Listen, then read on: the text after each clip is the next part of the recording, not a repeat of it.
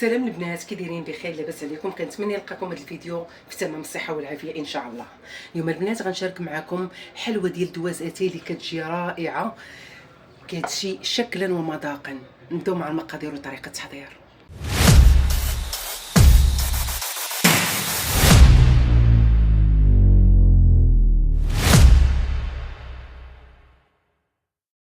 بالنسبه للمقادير البنات، عندنا 250 غرام ديال الزبده، عندنا كاس ديال الكوك، نص كاس ديال النشا، كاس لارب ديال السكر كلاصي، كاس ديال الزيت، قبيصه ديال الملح، جوج ديال البيضات، وخماره من فئه 8 غرام، والدقيق على حساب الخليط.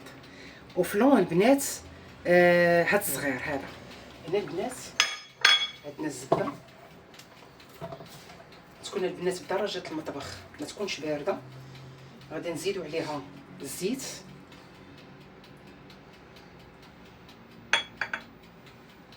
وغادي نزيدو عليها البيض،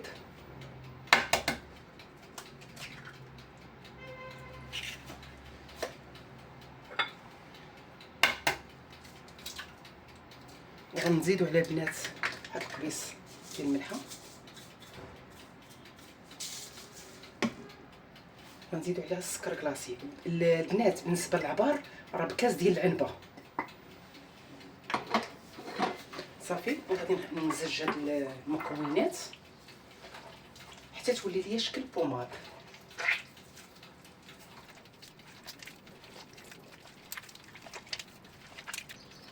من بعد البنات غادي نزيدو هذاك نص كاس ديال النشا، وغادي نزيدو داك الفلون كيعطي واحد النكهه رائعه البنات، وغادي نزيدو الكاس ديال الكوك، وغادي نخلطو.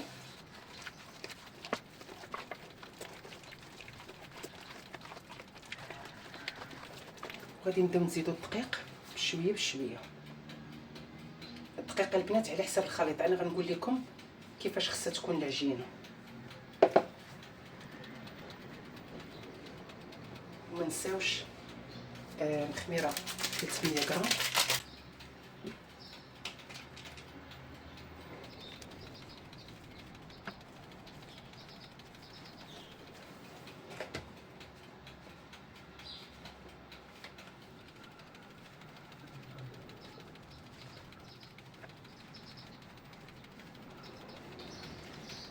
وهنا البنات بعد ما جمعت العجينه كتولي على هذا الشكل هذا، ما خفيفه ما ثقيله بحال هكا.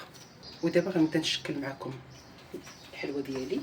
وهنا البنات قطعت العجين على جوج، غادي نستعين بشويه ديال الدقيق بحال هكا، وغادي نسرح العجينه ديالي.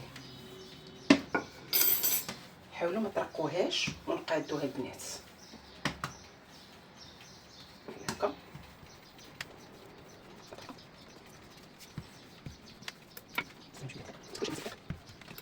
صافي. وغادي نشدو البنات فرشيطه، وغادي نبداو بحال هاد الطريقه هذه كنشنفوا بها. ما تحاولوا البنات ما توصلوش الفرشيطه للقاع ديال فين كتخدموا، غير من الفوق بهاد الطريقه هذه بحال هكا. غتشعكوها كامله بحال هاد الطريقه هاك البنات هكا.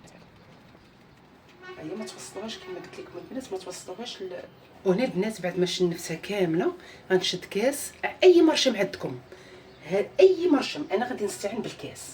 غنحيدو هاد الطريف هذا، وغادي نبداو على شكل هلال بحال هاد الطريقه هذه. شتي البنات كيفاش كتجي صافي. وغادي نديرها في الطاوه، يا اما مدهونه البنات يا اما مفرشه ليها ورق ديال الفرن.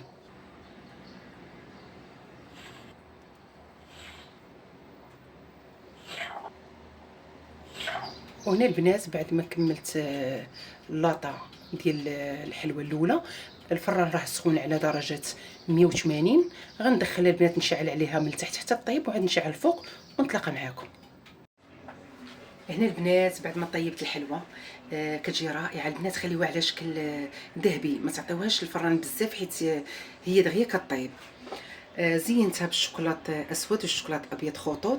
بالنسبه للتزيين كيبقى اختيار ديالكم، تقدروا ديروا لها غير السكر كلاصي ولا تخليوها هكاك، كتجي رائعه البنات. كنتمنى بانكم تجربوها، فعلا كتستحق بانكم تجربوها. كتجي هكا البنات، كتجي رائعه رائعه رائعه.